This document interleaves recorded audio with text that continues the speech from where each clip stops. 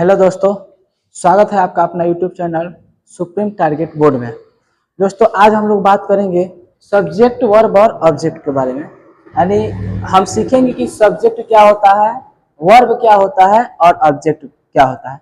इसके बारे में जानेंगे। जानना इसीलिए जरूरी है क्योंकि आप कोई भी सेंटेंस या ट्रांसलेशन हो, जब आप उसको इंग्लिश में अनुवाद करते हैं यानी इंग्लिश में ट्रांसलेट करते हैं तो सबसे जरूरी आता है उसमें सब्जेक्ट को पहचान करना। सबसे पहले उसमें जानते हैं कि सब्जेक्ट होता क्या है, सब्जेक्ट को हम कैसे उसमें फाइंड करते हैं, उसके बाद से उसमें वर्ब क्या होता है, कौन सा वर्ब यूज करते हैं, उसके बाद से ऑब्जेक्ट क्या होता है, कौन कौन सा ऑब्जेक्ट है उसमें। इस सबसे बड़ी चीज होती है उसको पहचान करना। अब जब आप ये तीनों सीख जाएंगे तो दुनिया का कोई भी सेंटेंस हो आप आसानी से उसको क्या कर सकते हैं, इंग्लिश में ट्रांसलेट कर देंगे। तो आज हम वही ट्रिक बताएंगे वह पहचानने का। क्या पहचानने का कि सब्जेक्ट इसमें होता क्या है और वर्ब क्या होता है और ऑब्जेक्ट क्या होता है। जो स्टूडेंट यानी जो विद्यार्थी यह सीख जाएगा कि इसमें पहचान कर जाएगा कि यह सब्जेक्ट है, यह वर्ब है, यह ऑब्जेक्ट है, तो उसको दुनिया का कोई भी सेंटेंस दे दिया जाए वो आसानी से उसको क्या कर सकता है, अनुवाद कर सकता है। तो चलिए हम इस इंटरेस्टिंग फैक्ट को बताते हैं कि सब्जेक्ट को हम पहचान कैसे करेंगे, कैसे पता लगाएं कि यह किस टेंस का है, कैसे पता लगाएं कि यह टेंस है कि सेंटेंस है यानी यूज है। पता कैसे लगाएं कि हमारा सब्जेक्ट कौन सा है, कौन इसमें काम कर रहा है, कौन नहीं कर रहा है। यही सब चीज हम इस वीडियो में जानेंगे। तो इसके लिए आप जानने के लिए आप इस वीडियो में बने रहिए, अच्छा से समझिए तभी आपको समझ में आएगा। तो सबसे पहले हम जानते हैं कि सब्जेक्ट होता क्या है, उसके बाद से हम लोग पता लगाएंगे कि सब्जेक्ट पहचान कैसे करते हैं। तो देखिए सब्जेक्ट, सब्जेक्ट का मतलब आप जानते हैं, सब्जेक्ट का मतलब होता है काम। सब्जेक्ट का मतलब क्या होता है, काम करने वाले, नहीं कर्ता। कर्ता को ही हम क्या कहते हैं, सब्जेक्ट कहते हैं। अगर आपको इसको देखा जाए, इसको तोड़ा जाए, फाइंड किया जाए तो सब सब यानी सब एक हो गया सब प्लस जेक्ट, सब प्लस जेक्ट। सब का मतलब हो गया समबडी, क्या हो गया, समबडी। और जेक्ट का मतलब हो गया डूअर, क्या हो गया, जेक्ट का मतलब डूअर। यानी समबडी मतलब कोई भी व्यक्ति और डूअर का मतलब हो गया काम करने वाला। क्या करने वाला, काम करने वाला। यानी दुनिया का कोई भी चीज या व्यक्ति जो काम करता है उसी को क्या कहते हैं, सब्जेक्ट कहते हैं। दुनिया का कोई भी चीज या वस्तु हो या व्यक्ति हो जो काम करता है उसी को क्या कहते हैं, सब्जेक्ट कहते हैं। अब किसी भी सेंटेंस दिया रहेगा तो सबसे पहले उसमें हम खोजेंगे काम करने वाला। जो व्यक्ति उसमें काम करने वाला होगा, जो वस्तु काम करने वाला होगा वही उसी को क्या बोलेंगे हम लोग, सब्जेक्ट बोलेंगे। यानी सब्जेक्ट को हम पार्ट किए हैं, उसको तोड़े हैं तो सब और जेक्ट। सब का मतलब हो गया समबडी यानी कोई भी चीज, जेक्ट मतलब हो गया डूअर, डूअर मतलब हो गया काम करने वाला। यानी कोई भी चीज जो काम करता है उसको क्या कहते हैं, सब्जेक्ट कहते हैं। सब्जेक्ट देखिए काम करने वाला भी दो तरीका से हो सकता है। एक होता है जो स्वयं काम कर सकता है और दूसरा हो सकता है जो काम स्वयं न करता हो बल्कि दूसरे की मदद से करवाता हो। तो चलिए उसको हम समझते हैं कैसे काम करने वाला भी दो चीज होगा, दो व्यक्ति होगा, कैसे होता है देखिए। इसको मिटा देते हैं।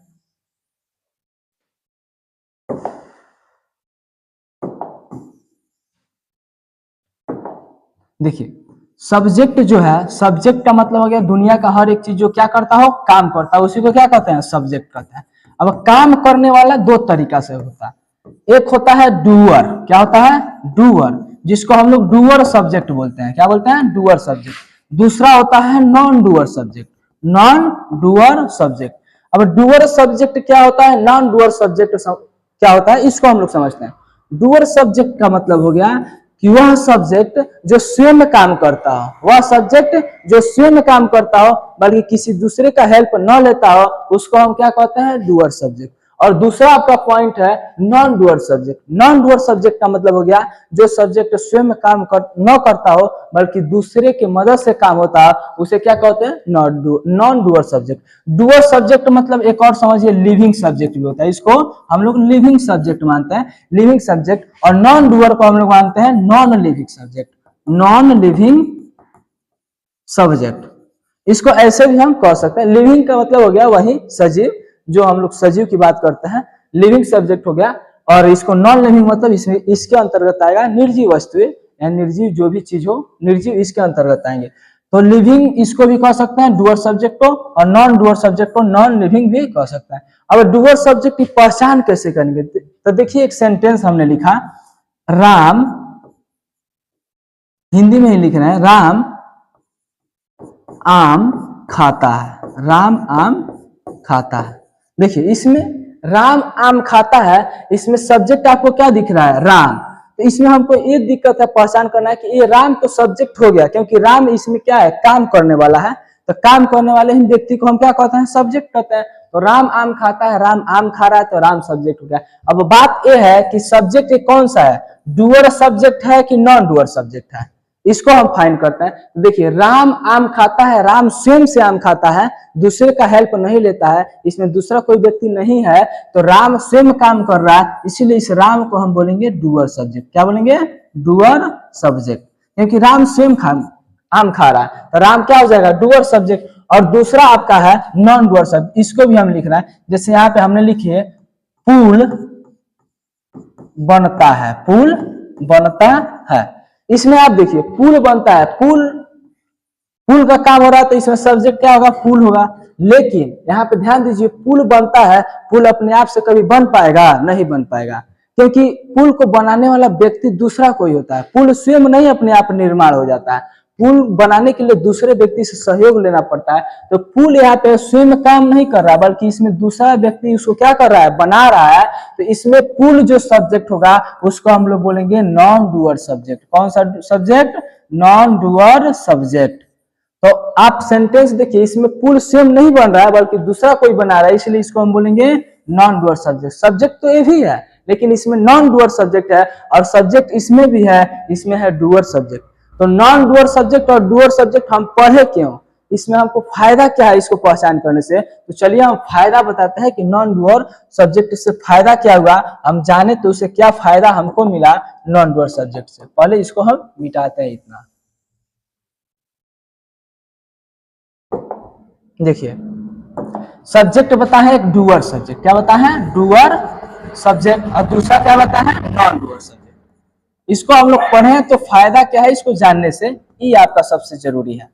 देखिए डूअर सब्जेक्ट हम उसे कहेंगे जो, यानी जिस सेंटेंस में डूअर सब्जेक्ट आएगा उसको हम कहेंगे वो क्या है, आपका टेंस है। क्या है, टेंस है। यानी जिस वाक्य में कोई भी डूअर सब्जेक्ट आ गया तो हम समझेंगे वह क्या है, टेंस है। उसको हम टेंस के नियम से, टेंस के रूल से बनाएंगे।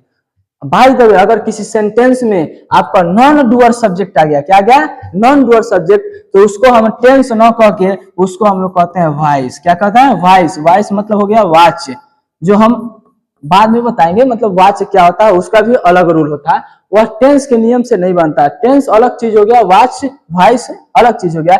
इसमें हमेशा V3 का प्रयोग किया जाता है, हमेशा।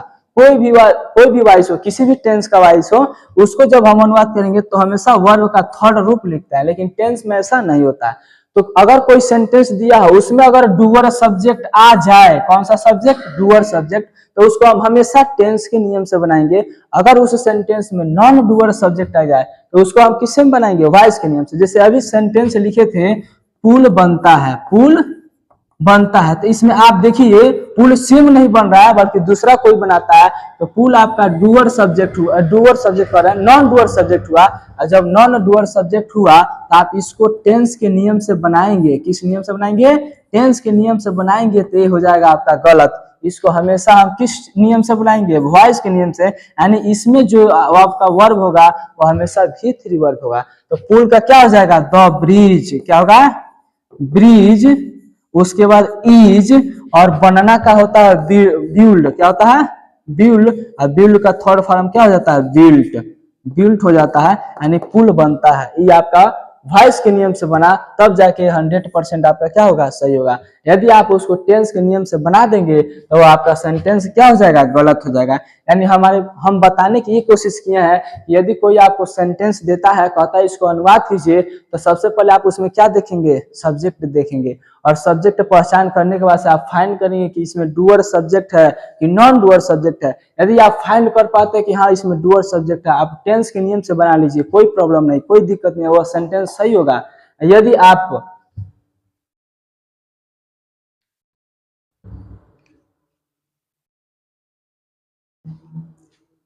हाँ, तो चलिए, तो आपका तो कोई भी सेंटेंस रहेगा तो सबसे पहले हम समझेंगे उसमें डूअर क्या है, नॉन डूअर क्या है। डूअर और नॉन डूअर सब समझ जाएंगे आप, तो आसानी से आप उस सेंटेंस को टेंस के नियम से या वॉइस के नियम से आप उसको बना सकते हैं ताकि आपका सेंटेंस गलत न हो। इसको कट करते हैं।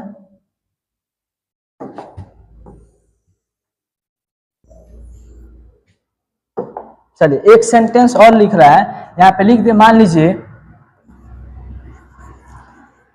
कलम टूट गए या कलम टूट गया है। आप इस सेंटेंस को देखिए, आपको कोई दे देगा, इस सेंटेंस को आप इंग्लिश में ट्रांसलेट कीजिए, तो क्या करेंगे? सबसे पहले इसमें हम सब्जेक्ट देखेंगे। सब्जेक्ट आपको क्या दिख रहा है? कलम यानी पेन दिख रहा है, तो पेन आपका क्या हो जाएगा? सब्जेक्ट। लेकिन आप समझेंगे इस सब्जेक्ट हो गया, वर्ब लिखेंगे, ऑब्जेक्ट लिखेंगे, इससे नहीं होगा। सबसे पहले आप सब्जेक्ट फाइंड कीजिए, इसमें सब्जेक्ट डूअर सब्जेक्ट है कि नॉन डूअर सब्जेक्ट है। तो इसमें आप बताइए, कलम अपने आप टूटेगा कि दूसरा कोई तोड़ेगा? कलम स्वयं काम नहीं कर रहा बल्कि उसको दूसरा कोई तोड़ दिया, तो इसका मतलब यह नॉन डूअर हो गया। कौन सा सब्जेक्ट हो गया? Non doer subject. और नॉन डूअर जब सब्जेक्ट आए तो आप इसको हमेशा पैसिव वॉइस के नियम से बनाएंगे। पैसिव वॉइस के नियम से बनाएंगे तभी यह सेंटेंस आपका सही होगा, अन्यथा यह सेंटेंस क्या हो जाएगा? गलत हो जाएगा। आप टेंस के नियम से बनाएंगे तो क्या हो जाएगा? सेंटेंस गलत हो जाएगा। तो हमेशा इसको वॉइस के नियम से बनाएंगे। और वॉइस के नियम से कैसे बनेगा?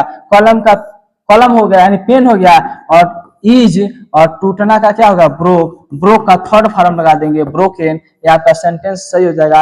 या किस में बना है? किस नियम से? तो पैसिव वॉइस के नियम से बनाया। पैसिव वॉइस का पहचान क्या होती है? तो पैसिव वॉइस की पहचान होती है हमेशा वर्ब का कौन सा रूप आता है?